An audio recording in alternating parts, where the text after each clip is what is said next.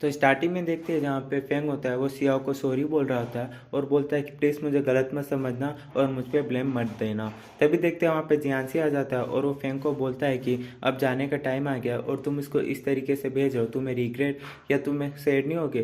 तो जहाँ पे फेंग बोलता है कि ये मायने नहीं रखता, मेरी फीलिंग सबसे ज़्यादा मायने रखता है कि सियाओ ठीक रहे और वो हेल्दी रहे। जहाँ पे उसको बोलता है कि तुम उसे अपने प्लेनेट ले जाओ तो ये तुम उसे कार्ड दे देना, फिर उसके बाद भी अगर वो सैड होती है और मुझे याद करती है तो तुम उसकी मेमोरी मिटा देना ताकि वो मुझे याद ना करे और वो खुश रहे। तो जहाँ पे जियांसी बोलता है कि तुम अर्थ वाले भी ना मुझे समझ में नहीं आते हो, कभी तो तुम रिलेशनशिप में रहना चाहते हो, कभी तो नहीं रहना चाहते हो। तो जहाँ पे फेंग बोलता है कि ये मैटर नहीं रखता कि दोनों प्यार करने वाले दोनों एक साथ रहे, बस दोनों प्यार करने वाले ये चाहते हैं वो खुश रहे। और जहाँ पे उसको बोलता है कि शायद तुम्हारा जेनेटिक मैच या तुम बचपन की फ्रेंड हो ये सब मायने नहीं रखता, शायद तुम उसके लिए भी फील करते हो लेकिन तुम उसे अभी तक समझ ही नहीं पाए हो। तो जहाँ पे जियांसी बोलता है ठीक है, तुम्हारे पास थोड़ा सा टाइम है, तुम मुझसे बातें कर सकते हो।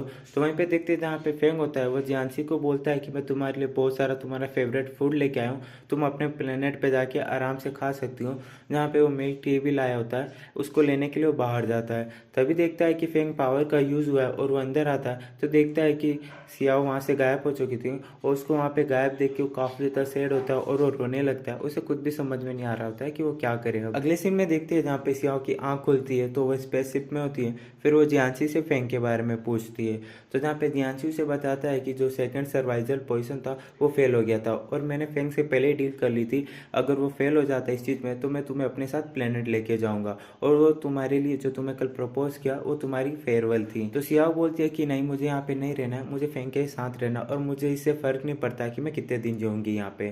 तो जहाँ पे जियांसी बोलता है कि फेंग यही तो नहीं चाहता था कि तुम उसके सामने मरो, इसलिए उसने तुम्हें मेरे साथ भेज दिया कि मैं तुम्हें अपने साथ अपने प्लेनेट लेके चला जाऊँ। तो सियाओ बोलती है कि नहीं, वो शायद मेरे बारे में सोच रहा होगा इसलिए उसने भेज दिया होगा, मुझे फ़र्क नहीं पड़ता और मुझे वहाँ पे जाना ही होगा। तो तभी जियांसी उसको रोकता है और बोलता है कि हम एलियन हैं और हमारे साथ आज कुछ और हो रहा है, कल कुछ और होगा, फिर तुम क्या करोगी। तो सियाओ बोलती है कि इससे मुझे फ़र्क नहीं पड़ता, बस मुझे जाना है। तभी जियांसी उसका हाथ पकड़ के उस रूम में उसे लॉक कर देता है और पासवर्ड डाल देता है। तो तभी देखते हैं जहाँ पे सियाओ वो पासवर्ड देख लेती है और जियांसी के जाने के बाद वो पासवर्ड डाल के बाहर निकल जाती है। तभी अलार्म बजता है तो फिर से रूम में आ जाती है। फिर थोड़ी देर के बाद देखते हैं जहाँ पे सियाओ फिर से ट्राई करती है और इस बार वो कैमरा बंद कर देती है और थोड़ा और आगे जाती है तो फिर से अलार्म बजता है तो फिर से वो अपने रूम में आ जाती है। तो वहीं पे हम थर्ड ट्राई में देखते हैं जहाँ पे सियाओ फिर से भागती है तो अलार्म बजता है तो अपने रूम में आ जाती है और फोर्थ ट्राई में तो उसको रोबोट पकड़ लेते हैं। फिर वहीं पे जियांसी उसको बोलता है कि तुम भागना बंद करो और जहाँ पे सील्ड और भी ज़्यादा बढ़ा देता है, जो फेंग ने दिया था वो सियाओ को दे देता है, जहाँ पे उसके अंदर एक केक, रिंग और एक लेटर होता है।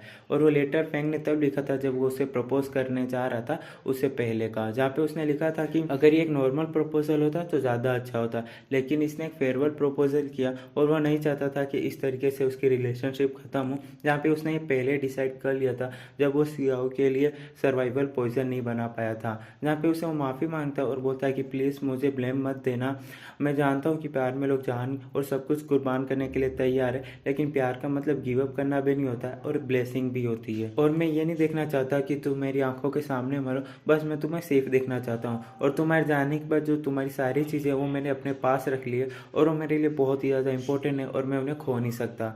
और जहाँ पे उसे बोलता है कि जो मैंने तुम्हें नेकलेस दिया मैं चाहता हूँ कि तुम हमेशा अपने पास रखो और वो तुम्हें नेकलेस प्रोटेक्ट करे, और ये मैंने तब दिया था तुम्हें जब मैंने अपनी फीलिंग तुम्हारे सामने कन्वेंस की थी और मुझे समझ नहीं आ रहा कि मैं तुम्हें कैसे कन्वेंस करूँ, तुम्हें कैसे प्रपोज करूँ, अच्छा होगा कि नहीं होगा, लेकिन यह पता चल रहा है कि सारी चीज़ें मेरी फीलिंग को बयां भी नहीं कर सकती। जब तुम मेरे सामने आती थी तो अब मुझे समझ में आया कि मैं तुम्हारे प्यार में क्यों पड़ जाता था, तुम्हें देख के मुझे अच्छा क्यों लगता था और जब तुम मुझे देखती थी तो मेरे दिल में क्यों कुछ होने लगता था। जहाँ पे तुम क्यूट क्यूट मोमेंट करती थी वो सब मुझे याद है, वो मुझे बहुत ही ज़्यादा अच्छा लगता था। और जब तुम मेरी तरफ नहीं देखती थी और जब मैं तुम्हारी तरफ देखता था फिर तुम पलट के मेरी तरफ देखती थी तो मैं अपनी नज़रों घुमा लेता था। अगर मुझे पता होता कि ये सब कुछ होने वाला है तो मैं तुम्हारी तरफ देखता और स्माइल करता और तुम मुझसे बार बार पूछ क्या मैं तुमसे प्यार करता हूँ तो मैं बार बार स्माइल करके हाँ बोलता और तुम्हें हग कर लेता। अगर मुझे पता होता कि तुम मुझे छोड़ के जा रही हो तो मुझ में इतने गट्स ही नहीं है कि मैं तुम्हारे प्यार में पड़ता, और मुझे तुमसे बहुत सारे मैटर में बात भी करनी है। जब मैं तुम्हारे लिए सॉन्ग लिख रहा था और जब मैं तुम्हारे लिए रिंग बना रहा था तब मुझे पता चला कि मेरे पास कोई आर्ट सेंस ही नहीं है, और पता मैंने केक का बहुत सारा सामान ला दिया था क्योंकि मैं चाहता था कि मैं तुम्हारे साथ केक बनाऊँ, और बेडशीट पे वही पिल्लो और बेडशीट है। दरअसल मैं चाहता ही नहीं था कि तुम मुझसे दूर जाओ या तुम मुझसे मुझसे दूर रहो और मैं तुम्हारे बिना तो लाइफ के बारे में सोच भी नहीं सकता। और पता है मैं बहुत ही ज़्यादा अभी इमोशनल हो रहा हूँ, लेकिन मुझे अपने आप को फिक्स करना होगा और मैं नहीं चाहता कि हमारी जो ये रिलेशनशिप हो वो सैडनेस से ख़त्म हो। और चाहे हम कितना भी दूर रहें, हम एक दूसरे से बहुत ही ज़्यादा प्यार करेंगे। और मैं बहुत ही ज़्यादा यूनिवर्स में लकी 2 बार मिले और मुझे तुमसे 2 बार प्यार हो गया है। और जहाँ पे बोलता है कि तुम्हारा प्यार हमेशा मेरे साथ रहेगा, जो मुझे मोटिव करेगा और आगे बढ़ने की प्रेरणा देगा। जहाँ सब कुछ पढ़ के से वो काफ़ी ज़्यादा इमोशनल हो जाती है और रोने लगती है। तभी जहाँ पे वो ग्लास होता है उसमें क्रैक आ जाता है। जहाँ पे जियांसी भी सब कुछ देखता है, उसके दिल में कुछ होने लगता है और वो भी काफ़ी ज़्यादा सैड हो जाता है और अपने बचपन की मेमोरी को याद करने लग जाता है। जहाँ पे कैंडी उसको बोल रहा होता है कि ग्लास में क्रैक आ गया है, क्या मैं इसे सही कर दूँ। जहाँ पे जियांसी उसकी बातों पर ध्यान नहीं दे रहा होता और वह केवल सियाओ को ही देख रहा होता है। फिर दूसरी तरफ जहाँ पे फेंग को देखती है, काफ़ी ज़्यादा सैड होता है और सियाओ के अपार्टमेंट जाता है और जहाँ पे उसकी सारी चीज़ें देख रहा होता है। तभी वहाँ पे ली और सुब्बू आते हैं और वो फेंग को संभालते हैं। जहाँ पे सुब्बू भी काफ़ी ज़्यादा सैड होती है क्योंकि वो सियाओ की हेल्प नहीं कर पाती है और वो एक अच्छी फ्रेंड बिल्कुल भी नहीं है और वो अच्छी सिक्योरिटी भी नहीं बन पाई। तो जहाँ पे ली उसको बोलता है नहीं, तुम काफ़ी ज़्यादा अच्छी हो और मुझे यकीन है कि सियाओ तुम्हें कुछ भी प्लान नहीं करेगी और बस तुम यही चाहती हो ना कि वो हेल्दी रहे, वो ठीक रहे और वो जहाँ भी रहेगी वो ठीक रहेगी। और जब तक तुम दोनों एक दूसरे को मिस करोगे तुम अच्छे फ्रेंड हो। यहाँ पे सुब्बू को भी वो चुप कराता है। दूसरी तरफ देखते हैं जहाँ पे फेंग सियाओ के कुछ पढ़े हुए लेटर होता है जिसमें लिखा होता है कि फेंग की बहुत ही ज़्यादा अच्छी स्माइल है। जहाँ पे फेंग के बारे में लिखा होता है और वहाँ पे लिखा होता है कि वो फेंग को छोड़ना नहीं चाहती, हमेशा उसके साथ रहना चाहती है।